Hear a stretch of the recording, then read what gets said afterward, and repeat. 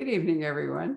Here we are with Candace Robb, a very long time friend, wonderful author, lover of medieval mysteries, actually love York. And in fact, Candace has spent time in York, partly driven by the fact that I've read all your books and recognize the landmarks. So what we have here is the Riverwoman's dragon. And we'll talk about the dragon, which is a literal and figurative sort of character in the book.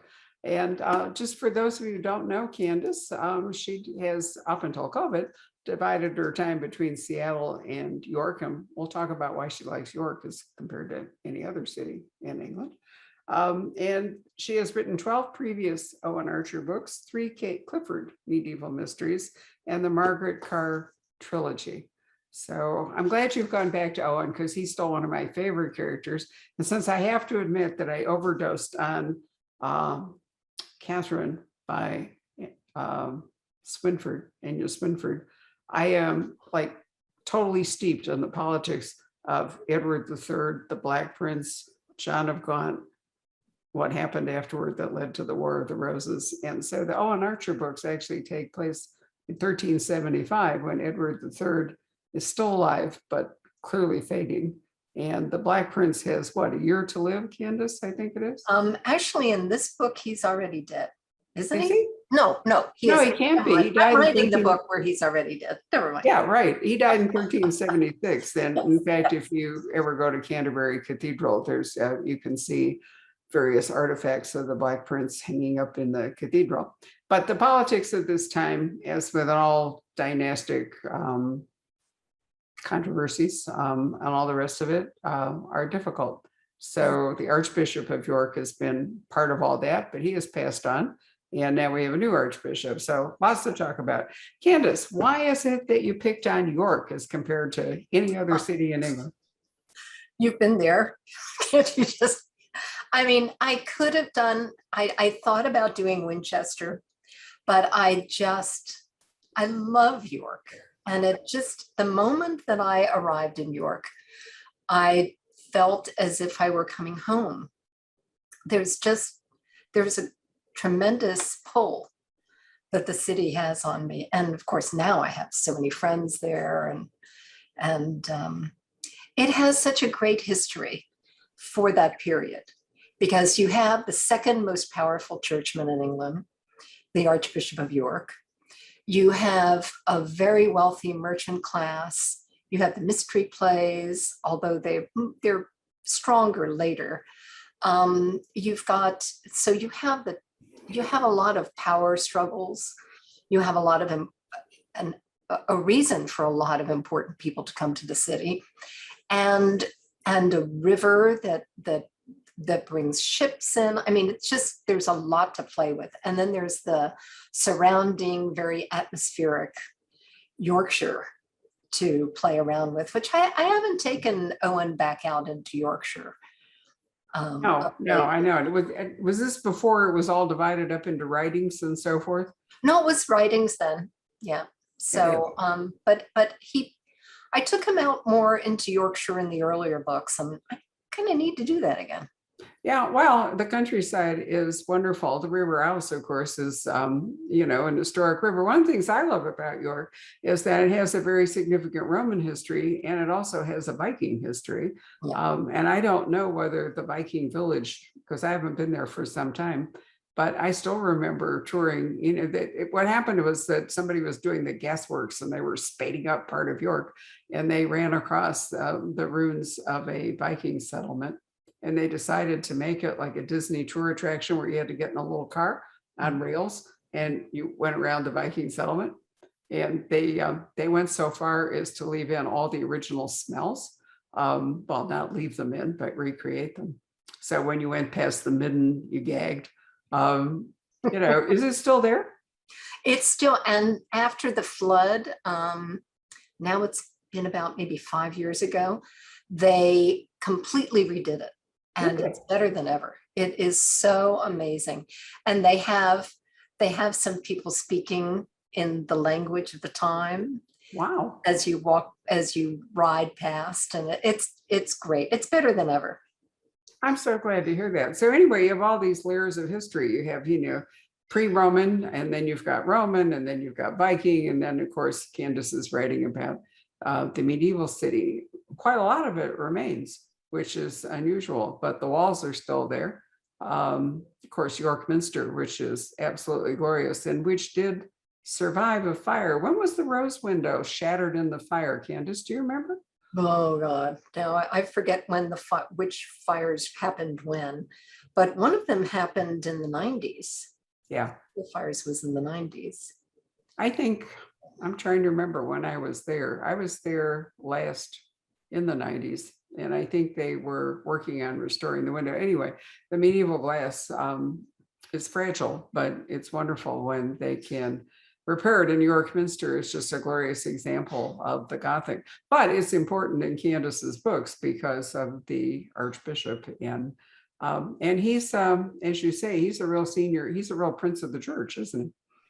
Yes, he is, because he is second only to the Archbishop of Canterbury in importance, and he has the ear of the king.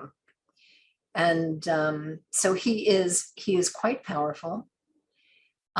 He has control over the north of England, as far as the church goes. And at that time, archbishops were a lot more powerful with the lay people than they are now.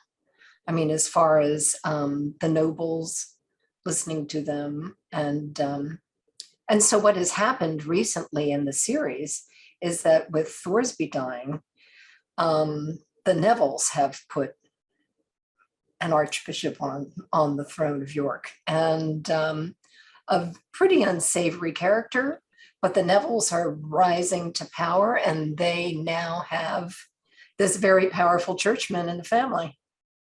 Wow, it's just like the Borgias and the Pope, if you really think about it. It's a wonderful parallel. I mean, we must remember that England was Catholic. This is Roman Catholic in 1375. And so he's a prince of the Catholic Church as an archbishop, but he's also got a lot of political power, as Candace said. And I really miss Thoresby. Unfortunately, I guess he had to die, didn't he? Didn't you? Were you tempted to keep him alive? I was very tempted. And then I thought, I can't do this. I mean, this is not history. And I'd already, placed an incident in his time that hadn't actually happened. And I'd extended his reign as Lord Chancellor of England a little longer than it actually was, because I wanted to play with that at the beginning of the series. So I thought, I've cheated with him enough. It's time for him to die. And now I have this loathsome archbishop in his place, and which it will be fun to play with him. I'm sure. Well, it must be tempting to think about killing him off, but I guess if you're going to be, true to history, I mean, that's the thing about writing historical fiction. You have to make decisions about how much you're going to stick to the real thing and how much of it you're going to take liberties with for your stories. But things are only going to get worse politically in England for the next long time. Let me think. Henry IV comes to power in 1400, I think. 1400, yeah. So we're 25 years away from that. We have Edward III, who's dying, or was at least suffering from senility. The Black Prince is going to die the next year in this particular book. And the Black Prince leaves one child, Richard II, and he's going to reign in a very chancy reign up until, 1399, when he's forced off the throne. And then we get the Lancastrians, and then, we're off into the War of the Roses. So it's wonderful. If you can find a copy of Catherine by Swinford, you can hardly get a better background. I read that when I was in high school. No kidding. I mean, it's just such an amazing, amazing book. And what happens is so unlikely in the way that the entire family into the sequence really plays out. But anyway, we're before that. So let's talk about Magda. You dedicated this book to a dear friend who has died, but was a great part of your writing. Yes. Joyce Gibb was, she was my ear, my eyes. When I was working on a book, I would send her snippets, and she would just kind of, she knew the characters so well. And she had this amazing ability to just see the motion, the whole motion. She called it, I see the motion picture. And so she would catch things like somebody walked into a room and then I never used them. But there's, things like small things like that. But also we would argue about, would this character ever do this? And she had a great knowledge of horses. So I picked her brains a lot about the horsemanship and taking care of horses. And her daughter is a dog expert, so I've used her for the dogs. And it's I miss her terribly. I mean, she was fading over several years. And well, that's pretty hard to lose somebody that is important to you and also important to your writing. But she wanted you to write a story more centered around Magda, who is one of those wonderful women who, was trained in the herbal lore and the herbal arts, and therefore scared the men to death. But she was really important, especially to women, because childbirth was a totally chancy thing back in those days. And, eventually we wound up with witch trials in the 17th century. But people like Magda were both loved and feared, right? Right. And, part of it is that people didn't understand how she had all the knowledge that she had. And that was the case with women healers. I mean, and they've handed information down from mother to daughter and through the generations. And I'm sure that they didn't always share everything that they knew with their clients. And the church was as I said in my author's note, the church was beginning to be concerned about this when actually it was the men in the monasteries and the learned men with the books who were playing with a lot of dangerous stuff. But it was the women who were the very easy target. Well, they were, and very often it was handed down from mother to daughter. I'm not sure. I mean, were they generally literate, or were many of them illiterate? I would guess that many of the healers, at least at this time and earlier, were illiterate, or, they certainly didn't have access to books about healing. Right. and herbals. And this was all practical knowledge that they had.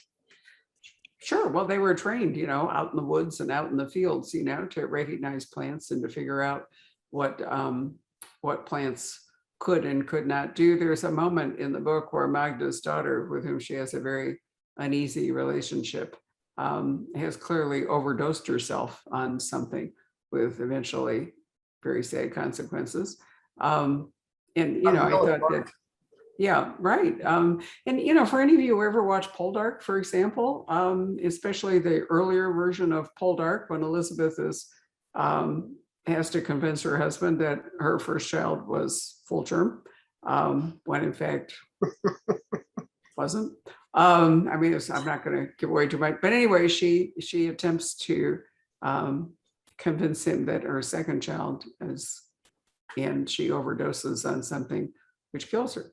And so, there was no pharmacist there to say, wait, the dose is, whatever it all is. So, we're talking not just benign sorts of plants and all, but plants that they could heal, but a lot of them could kill or have disastrous consequences. So, yeah.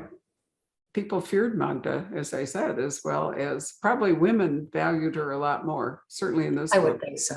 Yes. Yes. I would think that the women appreciated how they depended on her and how at ease they felt when she was present at a birth. Because I think that a good healer, I've thought a lot about what makes a good healer.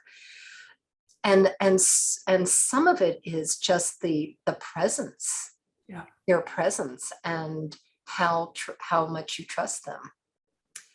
Sure, inspiring confidence would be a great part of it. And, maybe they just had better basic hygiene. I mean, so many women who died of childbed fever all the way through the Victorian era, it was just because people didn't wash their hands. I mean, they would go, a doctor or midwife could go from birth to birth without ever bothering to wash up and transfer germs. I mean, nobody understood germs back in 1375. No.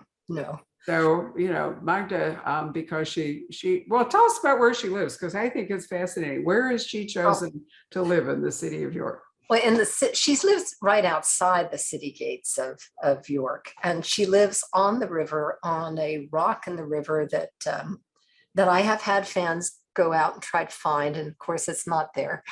That is fictional, but at the time, the river was a tidal river, right? And so her island would be completely surrounded by water at times, and it would actually have a little causeway, a little rocky causeway for people to walk out to her rock at other times. And her house is fashioned from wood, and the roof is an upside down part of a Viking ship with the dragon that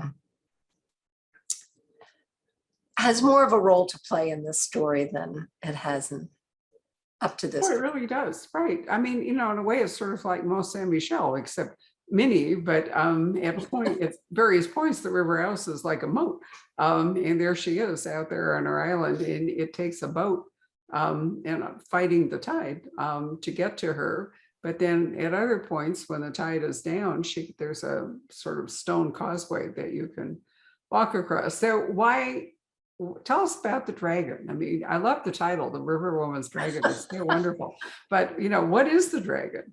Oh, well, that's for you to discover. Okay. One of the things that I think people find very appealing about Magda is that she's an enigma, that she's a mystery. I mean, what exactly is she? Who exactly is she? And so I give lots of hints in this book, but I don't actually want to explain to you, who this is. But you do see that somehow she and the dragon are one at times, that she is the dragon and the dragon is Magda. But, they're also separate, because the dragon just sits up there. It's made of wood. It just sits up there on top of but there is something magical about this dragon, because it's warm, and there are incidents in the book in which you start wondering, I hope the reader starts wondering, well, just exactly what is this dragon, as you asked. So it worked for you. Well, yeah, I mean, I do think it is a wonderful title. And the dragon, as I said earlier, is both literal and metaphorical. And I think this is an example of how the medieval mind worked. Yeah. Which is what I wanted, that we like to explain everything. And I just don't think that our ancestors necessarily expected to explain everything. No, actually, if you ever go to an evensong service in the UK, there's a wonderful line about, save us. I'm trying to remember. It's been a long time since I've heard it. But anyway, evensong was, when the dark came down, and the idea was that you needed to be protected from the terrors of the night and so forth. And so the dragon is a protective kind of a spirit for Magda. I did like the way that you bring more of her past history into the book, her relationship with Sven, the children that she has. And she has a terrible relationship. Well, not her fault really, but her daughter is a real work. She's a piece of work. Why did you decide to make? Is it Asa or Asa? Asa. Why did you decide, to create Asa as such a combative and controversial character. Well, she was in The King's Bishop when Magda goes up onto the moors and Owen goes up chasing one of his friends. So I created Asa early in the series. Right. And she was very much in contention with her mother at the time, and they pretty much didn't speak. And so when I decided that I was bringing her back to sort of give you different aspects of Magda in this book, I couldn't make her suddenly this No, really she had to nice be the person. same, right? I get it. Yeah, and I really enjoyed.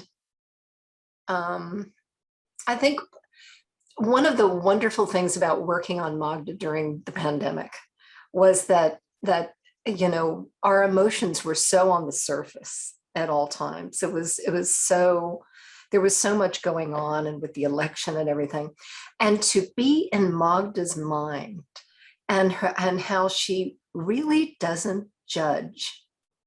She, this is how a person is, and this is how I deal with them. And she's unflappable, even with her daughter. I mean, she is concerned about her daughter, but she isn't going to get in a lot of tugs of war with her daughter. And I think Asa hates that about her. I think that she just wants Magda to lose it over her, and she just does. That's an interesting perspective. I mean, I thought that, to a great degree, what drives Asa in this book is resentment that she doesn't have her mother's inherent healing powers and so forth. She has an ability to sketch that comes into play during the book, but she feels as though somehow she's been cheated, that she didn't just inherit whatever this gift is that Magda has. This also might be infuriating to her that Magda refers to herself in the third person all the time. I mean, it takes a little while when you're reading this to understand that, when Magda's talking to Magda, that's what she does. She refers to herself. It isn't somebody else talking. So I did think that you did a wonderful job bringing Magda's past history, all of which is, not all of which is wonderful, but she's a survivor. And now she's, I mean, for her time, she's old. She is. Yeah. She is. My agent has figured out that I didn't even figure out how old she is in the book, but my agent has figured out that she's in her late 70s. Which is remarkable because 50 was old. Yes. And I mean, women were subjected to, so many potential health disasters. Pregnancy was really tough. And I don't know, but some of them, if they managed to get through their childbearing years and so forth, did live to be extraordinary ages. So she's probably one of those people that, Anne Perry created Anthropaspasia in her 80s, very early on in her long-running Charlotte and Thomas Pitt series, and Anthropaspasia really never got any older than her she even got married towards the end. Everybody else aged along, but not Anthropaspasia. Well, maybe Magda should get married again. Yeah, she does. So, so I mean, in a way, Magda can be, timeless. But how does she relate to Owen Archer? Because I mean, while this book features, Magda is a focal point here, but Owen and his wife Lucy are the long-term characters in this series. So where have Owen and Lucy been, and what's going on with them? Well, Owen and Lucy have been down in Westminster, well, not Westminster, past London with the prince, with the Black Prince. They were summoned down there to consult with him. And so they are on their way back to York at the beginning of the book. And the death that happens at the beginning of the book happens before they're back. Right. And Magda is the one who discovers the body, which is not great for her because she was the last person known to have been with this person. And so what I wanted was to show how Owen is going to solve this mystery and try to protect Magda, and how Magda is much more, she is staying outside the city. She is concerned with the people who are beset with pestilence, and the people who need her outside the city, the poor, who are really her mission, her ministry. And her point of view, so I switch back and forth between Owen being the captain of the city and being the person responsible for bringing order to the city and finding out who committed this murder, and all of his activity around that and his investigation, and Magda's very different frame of mind and her pretty much lack of concern about whether she is safe, because she has a mission. I mean, she is a healer.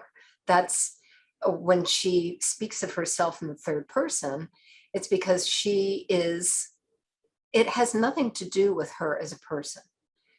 You know, she doesn't take the glory of somebody being healed.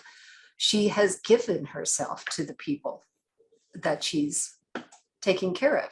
So there are very different points of view in the book. But Owen sees her as she has become one of his teachers. And she's very close with Lucy, the apothecary in the city, his wife. And so, you know, their relationship has built up over the years so that they're very close. And he is determined to prove her innocence because he knows that she wouldn't murder someone. Well, we haven't mentioned that unnervingly, the story that Candace has written is when the Black Death is resurgent. So we're in a pandemic, or at least the rise again. The real terrible crisis of the Black Death in England was in 1349, basically. But it never went away. It would keep coming back. It came back in the 17th century. I mean, they had the plague in London under was it Charles II, I think. Anyway, it was one of those things that not eradicated. Last night, I did a really interesting conversation, Candace, with Nancy Goldstone about Maria Theresa and her three daughters. And one of the things that you really have to notice when you look at the families was how everybody died of smallpox. I mean, it was just gas. So the smallpox kind of took over. You didn't really see much of the Black Death in the 18th century as compared to smallpox, which had become so virulent. And, you know, living now in a time of COVID, it reminds us that, you know, we've never been safe from pandemics. Never. And so Magda is, Owen and Lucy have had to leave their children, or chose to leave their children out in the country away from the city because, you know, nobody really understood transmission, but they kind of got the idea that if you're all crowded together somewhere, more people would get sick than if you weren't. And so Magda is facing up not only to this murder, but she really wants to help people who are stricken with the plague, right? Yes, and the reason that she's staying out of the city is because in a time like this, when people fear, I mean, it was a very frightening time, and you know, we can now more readily understand what a frightening time that can be. And the churchmen were saying that, you know, it could be because of their sins that this was being brought upon them. And so Monta is a pagan. She does not consider herself a Christian. She does not go to church. She kind of thinks rather with some disdain about a lot of what the church stands for. And she just doesn't have any time for it. So of course the churchmen, you know, some of them feel that she is dangerous, that people who come to her for aid are in danger of, their souls are in danger.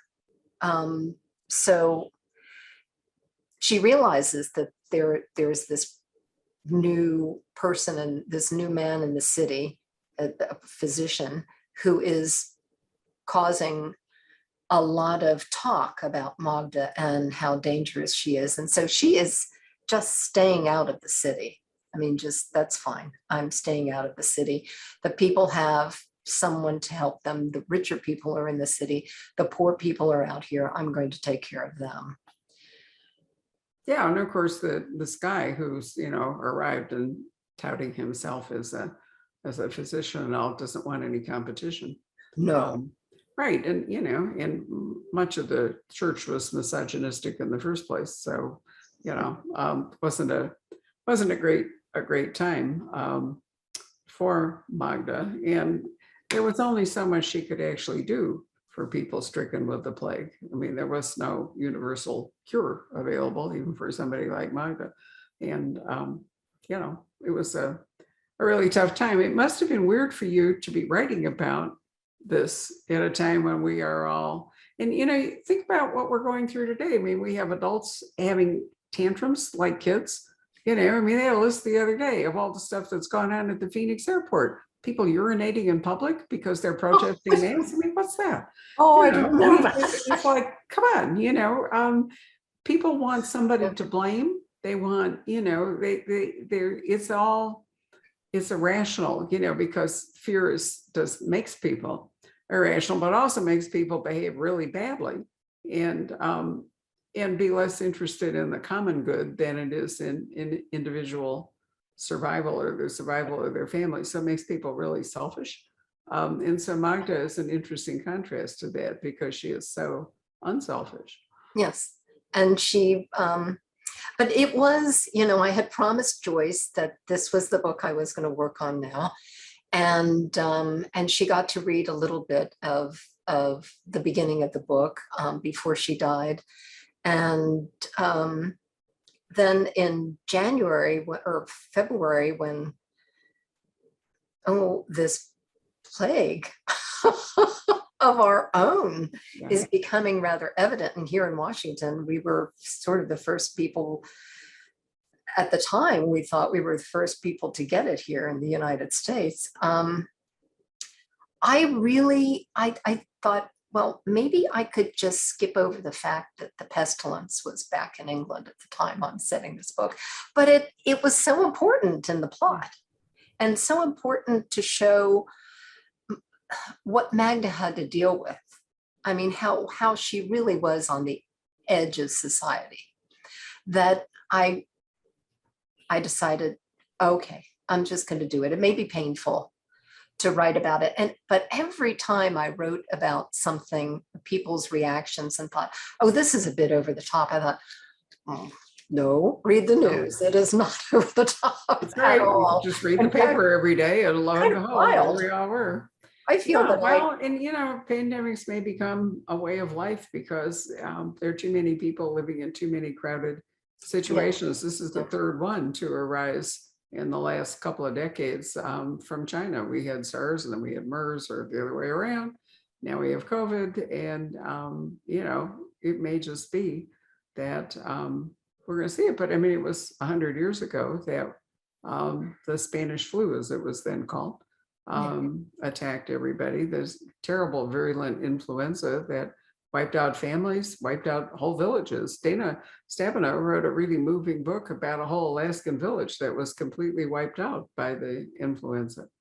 You know, so it's been a fact of malaria, other kinds of things, been a fact of human life forever, just because. But you're right, the fact that we're in one makes your book more understandable, more believable. I hope so. Yeah, no, I think it does. So tell us about Owen for people who've not read the book. Why is he called Owen Archer, and what is it that has brought him to what's really a very prominent job? Yes, he was captain of archers for the Duke of Lancaster, the previous Duke of Lancaster, and at that time he would have just been known as Owen, or Owen the Welshman. But at some point, he just takes on the, people's last names were often their occupation or where they lived, and he just takes on the name of Archer.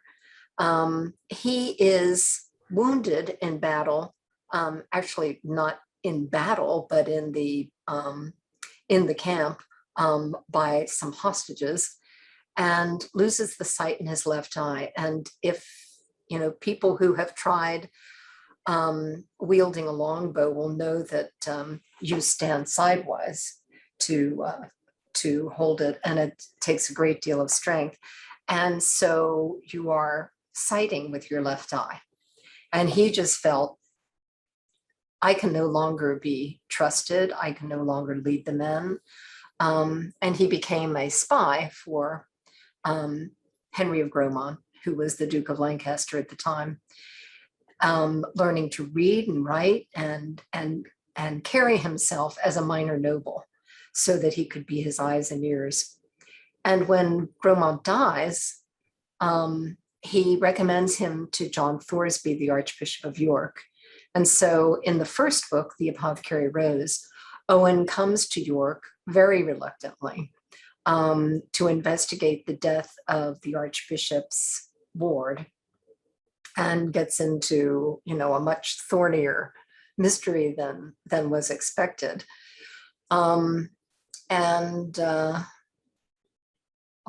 it gives it away, but it doesn't give it away, because most people know that he eventually marries the apothecary,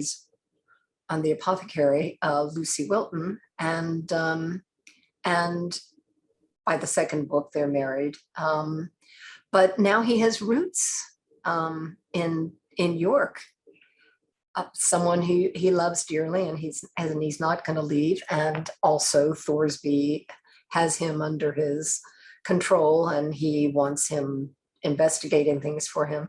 So through the first 10 books, he is working for John Thoresby, who is his nemesis, and also increasingly his a man who is very good to his children, who is a godfather to all of his children before he dies. And now the city has tried to keep him by offering him the job of captain of the bailiffs. I have created this job. There was not a captain of the bailiffs in York in the 14th century, but I thought, well, what could Owen do now?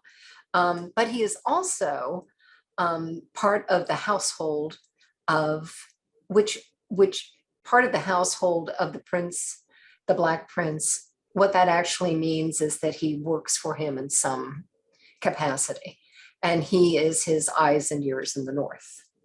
So Owen has two hats right now, and he's actually quite powerful in a way. Yeah. And so is Lucy. I mean, Lucy, Yes. is, we talked about that women didn't often, or maybe didn't have all that much in the way of rights or any kind of respect or so forth. But Lucy is an apothecary, which is a really important position too, especially when, there wasn't really any medical care system available. So she wound up having, so in combination, the two of them are a very powerful couple. She was a widow and had a child who, I think he died, didn't he, her son? He died of pestilence. Right. So she and Owen have children, but sadly her eldest son has died. So, across this, the 13th book, across all these books, you really get to know them. Why is it that, you were interested in this particular time in York? I mean, you could have written about York in any period. Why'd you pick the end of the 14th century? Because my graduate work was on Chaucer. There we go. Chaucer, Piers Plowman, Sir Gawain and the Green Knight, all of that. And so right. I just, this is my time. This is the time that I understand. You're going to bring Geoffrey more than this time. Does Geoffrey, because didn't he when did he die? 1399, like Richard, or somewhere in there? Yeah. Or 1400. Right. So, but he's really going to come to prominence, not just as an author, but he had other roles to play. Is he going to come to New York? Did he actually ever go to York? Well, we don't know whether he was actually ever in York. But in the Ah, series, he's been in York several times. In fact, in the most recently in I'm gonna go blank on the name of my own book. The one before A Choir of Crows, A Conspiracy of Wolves. right. I know it's hard to, I can't remember titles at all anymore. It's a factor of old age, unfortunately. I always go blank when somebody says, "What was the best book you read this year?" I go, Right. "Oh, they're all gone now." I hear you. But in A Conspiracy of Wolves, he is a prominent character, Right. and he drives. He was first seen in the series in The King's Bishop, or maybe it was The Nun's Tale. No, I'm not entirely sure. But he has some prominent roles in several of the books, and I was going to bring him back, a lot more, but I thought that gets a little ridiculous. So, Oh, I don't know but that he's it a great character. I just love he putting is a him in the fascinating real. character. And, I think, I mean, we know more of him because he was literate. I mean, because he actually wrote things at a time when most people, in fact, weren't literate. And so we know more about Chaucer than we might know about other people in the Yes. 14th century. But no, I think you should bring him back. I think he's absolutely fascinating. He will come back. But he was, what was so interesting about him is that he was a civil servant. I mean, Yep. he worked for several of the princes and for the king. And by now or very soon, he's going to be very prominent in the customs. And so and he was caught behind enemy lines in France, and the king had to ransom him. So, Chaucer has a very interesting life. So, yeah, he's an interesting character to play with. And Owen is such a straight man. And Geoffrey Chaucer, at least in my mind, is such a he loves to listen to gossip and eavesdrop and think about what people are like, and Owen at first finds him a bit of a fool, but very quickly realizes that he can be very useful to him. So, Well, Chaucer was writing before royalties, before publishing as we understand it. Now, you couldn't really make a living as a writer. And so writers did hold jobs. I mean, Anthony Trollope, wasn't he in the Postal Service? It seems to me Trollope, who oh, wrote like a I can't remember. zillion books. I think he was in the Postal Service. I think Herman Melville was in the Customs Service Mhm, or something. mhm. Right. So, it wouldn't be unusual that Chaucer would have all these jobs. I mean, he didn't survive just on the Canterbury Tales, for heaven's sake. Yep. And he also married somebody. Didn't he marry He married Catherine Catherine Swynford's sister? Swynford's sister, yeah, Pippa. Yeah, that's what I Yeah. thought. So he was actually right there close to, because eventually John of Gaunt, the Duke of Lancaster, who basically fathered the Tudor dynasty, Catherine was his mistress, but eventually he was able to marry her and, rare thing, legitimize the children that he had with Catherine. So Geoffrey Chaucer was an in-law to this very powerful third son of King Edward the Third. Yeah. And that gave him, all kinds of status. I mean, I've always thought he was a fascinating character. Somebody, I can't remember who, actually wrote a mystery series with Chaucer as the detective. Do you recall who that was? I don't recall. I stayed away from it because I didn't want to know how they saw him. Right. Just, Well, I you can't know, remember at the moment who that whatever. was, I but can't- anyway, he's a nifty character. I like Owen a lot. I like Lucy a lot.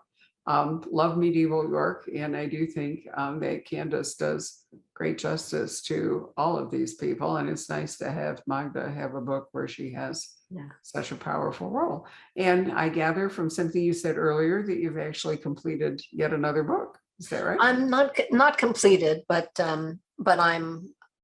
I'm reaching the point where everything comes together in kind of an explosive scene. So it's an exciting time. Hmm, that's great. So it'll be, oh, thank you, Patrick, who always helps me out when I can't remember stuff. Philip Gooden, Gooden, or Gooden, wrote some books where Chaucer is a sleuth.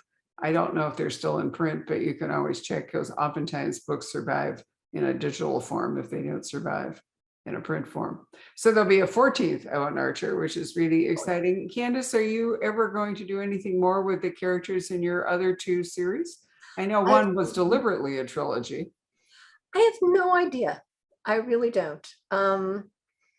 I really enjoy the Owen Archers. I really enjoy the characters, and I love Kate Clifford and her gang and her Irish wolfhounds, who are set in York, but just at a later date, Right.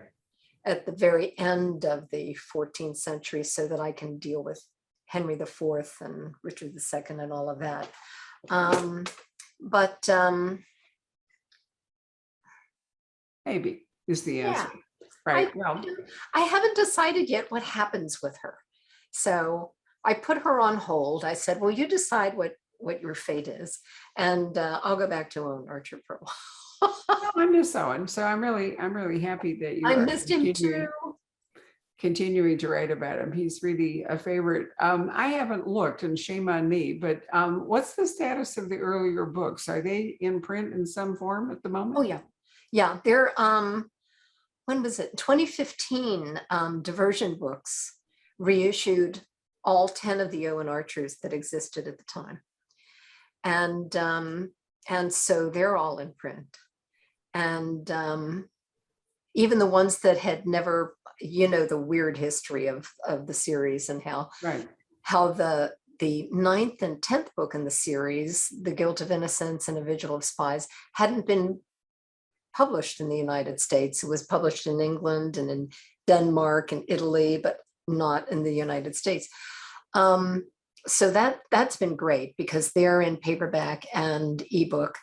And then in the UK, they're actually beginning to bring out new covers of the early Owen Archers Penguin Random House, that are odd covers. They don't seem medieval to me, but the books are selling really. They have the first 4 out, and in ebook. It's Cornerstone that has it out in ebook, and they're doing really, really well. So that's great news. they've been number that. one, and Now, we can always import books from England. We do that on a fairly regular basis, but if Diversion Books has them. And Severn House is doing, are they doing your books in paperback as well as hardcover, Candace? Yes, they they don't do a always. trade paperback. Great. Well, that's really good news. So let me call Patrick up and see what questions we might have, or questions Patrick might have. There he is. Well, I was just looking up. We actually have the Apothecary Rose, the Diversion edition, Great. and a couple of the Pegasus editions. And I just was looking up the covers on the rest of the Diversion books. So I'll make sure we get those in stock. Yeah. Yeah. But they did a really great job of creating a series look with those. Yeah. Wonderful. I still remember reading The Apothecary Rose. Somehow first novels tend to stick in my mind, because it's like the first time you greet people, and it's exciting. But I remember how much I enjoyed reading it. As I say, I've read them all as they have published, but I tend to lose track sometimes of what status some of the earlier books actually have. So that's great to know, Patrick. Thank you. And those early ones were St. Martin's, right? Yes, they originally were St. Martin's. Lady Chapel, and I remember those too. Mm-hmm. Okay, well, you've kind of answered this question partially, but Lisa asks, did the inspiration for Magda come from a person in your life, or a medieval personage, or an aspect of medieval culture? Well, she's an interesting one, because when she first appeared in the book, I thought, where is this woman coming from? And in The Apothecary Rose, she is kind of the crone in a lot of, I was just very recently out of graduate school, and I had, was steeped in medieval romance, and she was the crone, the healer, she was, at the beginning, she was more of an archetype than she was an actual person.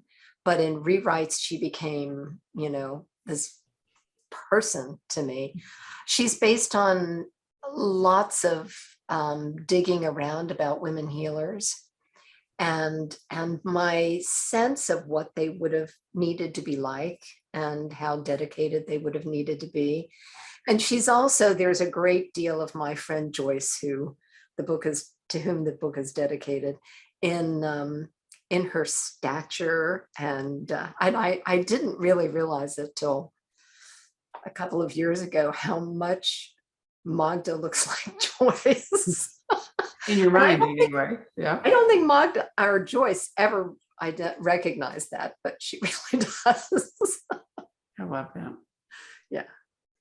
Here's a great question. I'm curious what 3 writers, living or dead, you would invite to a dinner party. Oh my God. Gotta have That's a Chaucer, steal right? from the New York Times Oh, book review that every that's- week, every has Yeah, an author yeah. interview and always asks Ah. that question. Well, I would love to meet Christine de Pizan.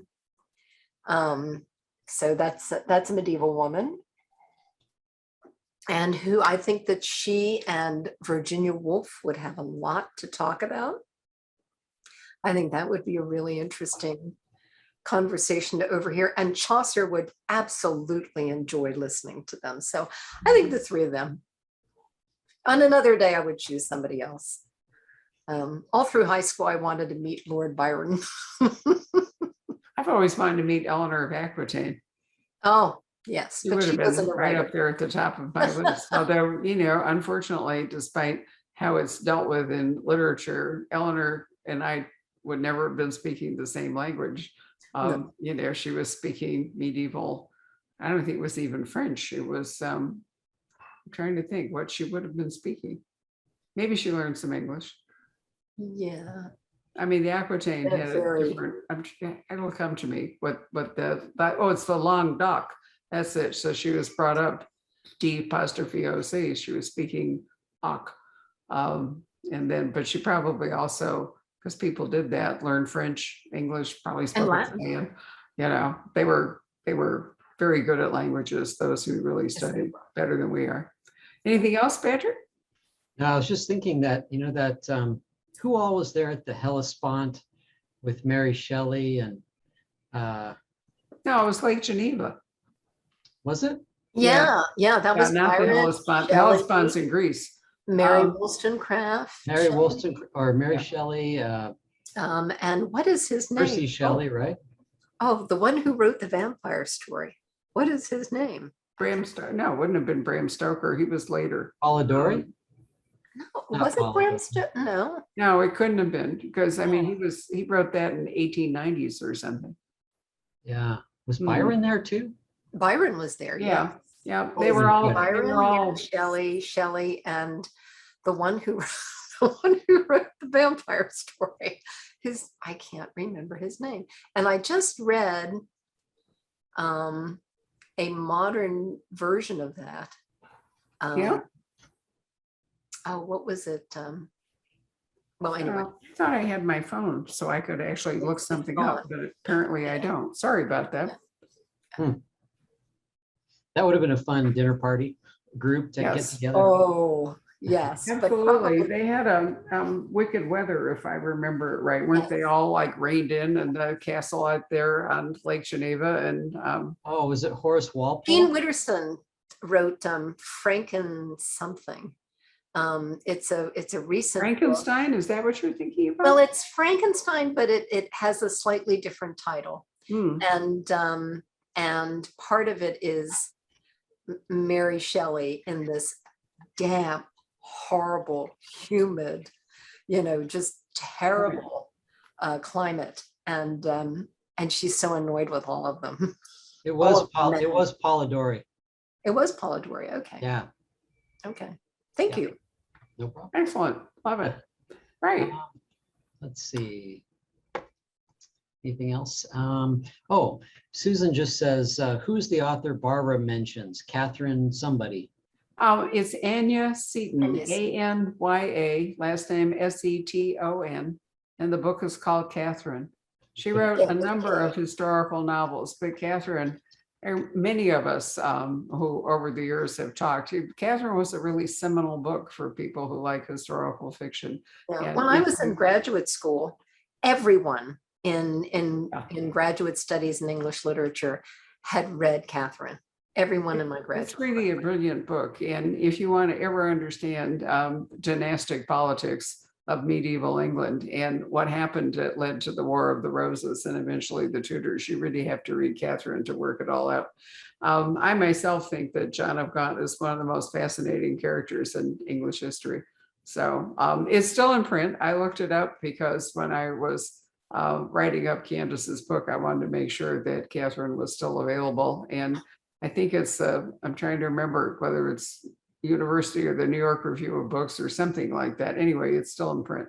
Oh, So you can certainly order it from us or you can find it in a number of places, but do read it if you're interested in this era. So it's been a joy, Candace. Thank you very much for spending an hour with us. And I love what you're wearing and thank you for thank you. resurrecting it because we were talking that Candace wore that, I think, the first time we met, which was Yes. in Seattle years and years ago. So she's brought it back to, yes, yep. I remembered. You did. No, it's wonderful. So the magic of Zoom is that we'll be able to talk to her again when Owen Archer 14. What's the title? Do you have a working title? Well, the working title is A Fox in the Fold. I have this animal thing going Okay. with the titles, and Magda just said something today that sort of solidified that as the title. So it probably is the title. There we go. All right. So we'll be back with Owen Archer 14 in probably another year. Meantime, thank you for joining us. I will say that this is our historical fiction book of the month for October. And I think we are either sold out of our signed copies or very, very close to it. But if you would like to still order an autographed copy, I imagine we could send some more books to Candace. But don't wait too long because they tend to disappear. So do let us know if you'd like an autographed copy. Thank you very much, Candace. Thank you, Patrick, as always. Have a wonderful weekend, everybody. Good night. Thank you.